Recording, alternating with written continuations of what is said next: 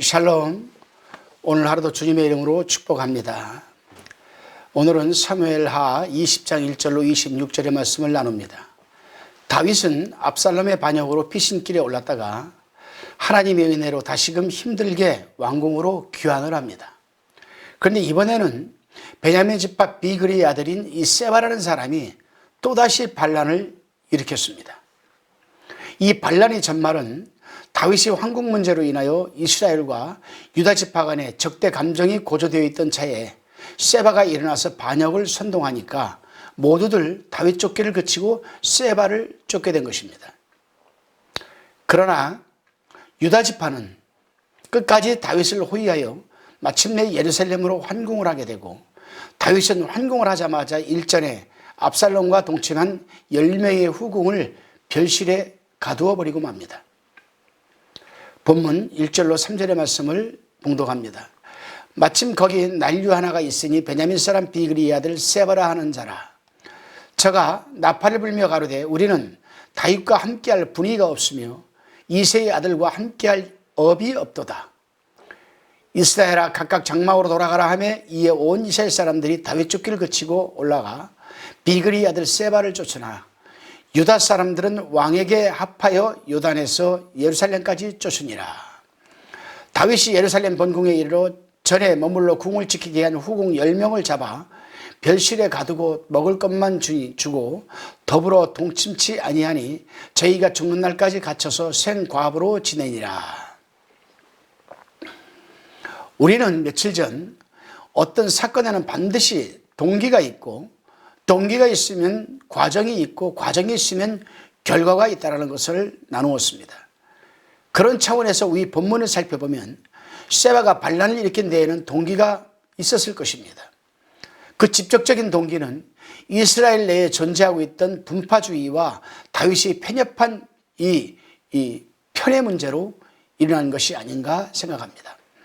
그 동기를 좀 더 살펴보면 압살롬의 반란이 진압되자 이스라엘 지파들은 다윗의 환궁 주장을 하고 나섰습니다.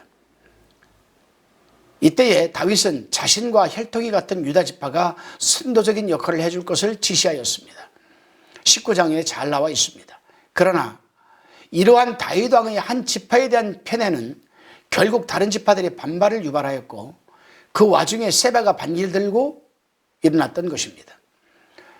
참으로 칼부림이 연속적으로 일어나니까 이 다윗의 마음은 아마도 고통스러웠을 것입니다. 그런 상황에서 다윗은 선지자 나단이 예언한 하나님의 말씀이 떠올랐을지도 모르겠습니다. 사무엘하 12장 10절에 보겠으면 거기서 선지자 나단이 다윗에게 이제 내가 나를 업신여기고 햇사람 우리의 철을 빼앗아 내 철을 삼았은즉 칼이 내 집에 영영이 떠나지 아니라 하셨고 라는 예언의 말씀입니다. 그렇습니다, 여러분. 하나님의 말씀은 예언적이기에 그 예언대로 지파 간에 피 흘리는 전쟁이 계속되고 있는 것입니다. 다윗은 이 모든 일이 자신의 음욕 문제로 일어난 것을 회개하면서 다시는 음욕을 품지 않겠다고 다짐을 하였을지도 모르겠습니다. 그래서 그 다짐으로 압살롬과 동침한 10명의 후궁을 별실에 가두고 동침하지 않았나 이런 생각을 해봅니다. 그렇습니다. 우리는 여기에서 하나님 나라의 일꾼 한 사람의 범죄가 하나님 나라와 그 백성에게 얼마나 큰 손실과 상처와 고통을 야기시키는지를 알 수가 있습니다. 우리 하나님의 사람은 결코 음욕을 피해야 하며 또한 편파주의적이고 편애주의적이고 당파주의적인 삶을 살아서는 분명 안 될 것입니다. 다시금 본문 4절로 14절의 말씀입니다.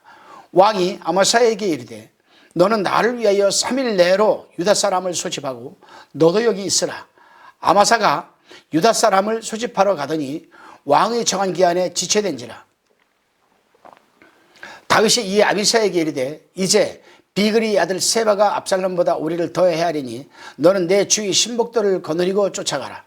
저가 경관 속에 들어가서 우리들을 피할까 염려하노라 하며 요압을 쫓는 자들과 이 그렛 사람들과 이 블레셋 사람 모든 용사들이 블레셋 사람들과 모든 용사들이 다 아비스를 따라 그 비그리의 아들 세바를 쫓으려고 예루살렘에서 나와서 기브온 큰 바위 곁 이름에 아마사가 맞으러 오는 때에 요압이 군복을 입고 띠를 띠고 집에 꽂은 이 칼을 허리에 메었는데 저가 행할 때 칼이 빠져 떨어졌더라. 요압이 아마사에게 이르되 너희 평은 평안하뇨 하며 오른손으로 아마사의 수염을 잡고 그 입을 맞추려는 채 하며 이 아마사가 요압의 손에 있는 칼을 주의치 아니한지라. 요압이 칼로 그 배를 찌르며 그 창자가 땅에 흐르니 다시 치지 아니하여도 죽으니라. 요압과 그 동생 아비새가 비그리 아들 세바를 쫓을세 요압의 소년 중 하나가 아마사의 곁에 서서 가로되 요압을 좋아하는 자와 다윗을 위하는 자는 요압을 따르라 할 때에 아마사가 길 가운데서 피 속에 굳어 있는지라. 그 소년이 모든 백성이 섰는 것을 보고 아마사를 큰 길에서부터 이 밭으로 옮겼으나 거기 이르는 자도 다 멈추어 서는 것을 보고 옷을 그 위에 덮으니라. 아마사를 큰 길에서 옮겨가며 사람들이 다 요압을 따라 비그리 아들 세바를 쫓아가니라.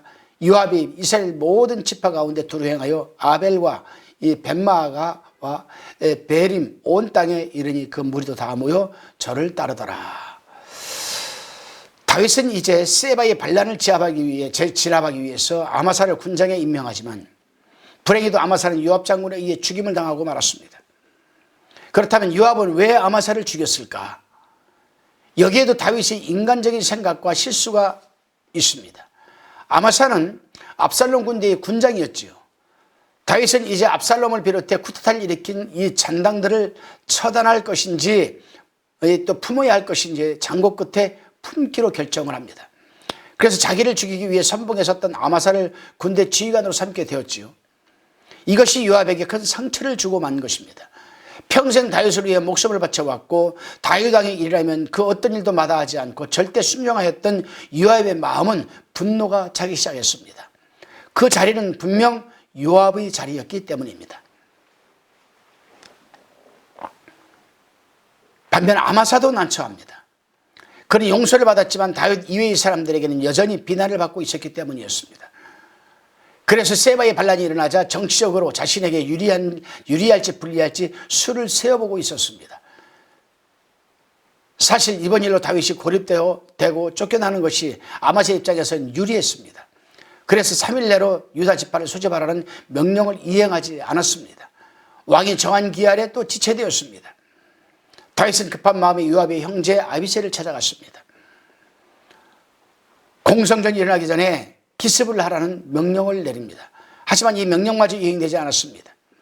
아비새는 요압 군대 지휘관을 가져야 한다고 생각했기 때문에 세바보다 아마사를 표적으로 삼게 됩니다. 이 아비새 군대에 있던 요압은 아마사에게 인사를 하는 척하면서 단칼에 배를 찔러 죽이고 만 겁니다. 그리고 시체를 큰 길에서 밭으로 옮겨 옷을 덮은 후 병력을 모아 세바를 추격합니다.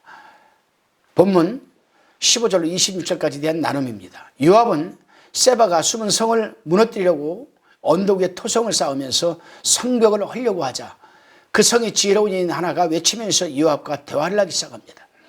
그녀는 결국 요압과 협상을 했고 세바의 머리를 베어 던짐으로써 이 백성들을 살려냅니다. 요압은 나팔을 불어 무리를 각기 장막으로 돌아가게 했고 예루살렘으로 돌아와 다윗에게 나아갑니다. 이제 다윗은 큰 대가를 치르고 나서야 요압을 온 이스라엘 군대 장관으로 삼으면서 인사를 단행하게 됩니다. 그렇습니다, 여러분. 인간의 생각과 하나님의 생각은 다르며 악인의 형통은 순간적일 뿐 도리어 그것이 자신의 올가미가 된다는 사실을 우리는 확인해야 합니다. 저도 요즘 이런 비슷한 일을 겪고 있습니다. 어떤 생각이 짧은 목사가 자신의 수치스러운 모습을 감추기 위해서 저를 헛소문을 퍼뜨리고 저를 곤경에 처하게 만들었습니다. 더 기가 막힌 사실은 그 사람의 말만 듣고 여러 목사들이 나를 안 좋게 생각했다는 겁니다. 그러나 하나님 앞에서는 반드시 거짓은 드러나게 되어 있습니다. 왜요? 하나님은 진리이시고 우리 인간들은 비진리이기 때문입니다. 비진리는 시대의 조리와 흐름에 따라서 변질되고 다르지만 하나님은 영원토록 변하지가 않습니다. 그래서 인간의 생각과 하나님의 생각이 다르다는 겁니다. 남을 힘들게 하고 고통스럽게 하는 그 악인의 형통은 순간적일 뿐 도리어 그것이 자신의 올가미가 된다는 사실을 우리는 본문을 통해서 확인하게 됩니다. 여러분, 아무리 힘들어도 악인의 형통은 본받지 말아야 됩니다. 아무리 힘들고 아무리 고통스럽더라도 하나님은 우리를 바라보고 계시고 우리의 마음과 생각까지 알고 계시기 때문에 그분에 합하는 삶의 기준이 우리가 세워진다면 하나님은 분명 우리를 형통하게 하실 것입니다. 그날이 바로 오늘 저와 여러분의 한 날이 되시기를 주님의 이름으로 기원드립니다. 기도드리시겠습니다. 주님, 한 사람의 잘못된 생각과 판단과 행함이 얼마나 많은 사람에게 돌이킬 수 없는 일들을 만들어내는지 새삼 깨닫게 됩니다. 주님, 오늘 하루 살아가는 삶의 환경과 영역에서 우리의 잘못된 생각과 판단 그리고 행함이 주님이 생각과 뜻대로 살아갈 수 있도록 붙들어 주옵소서. 예수님의 이름으로 기도드리옵나이다. 아멘.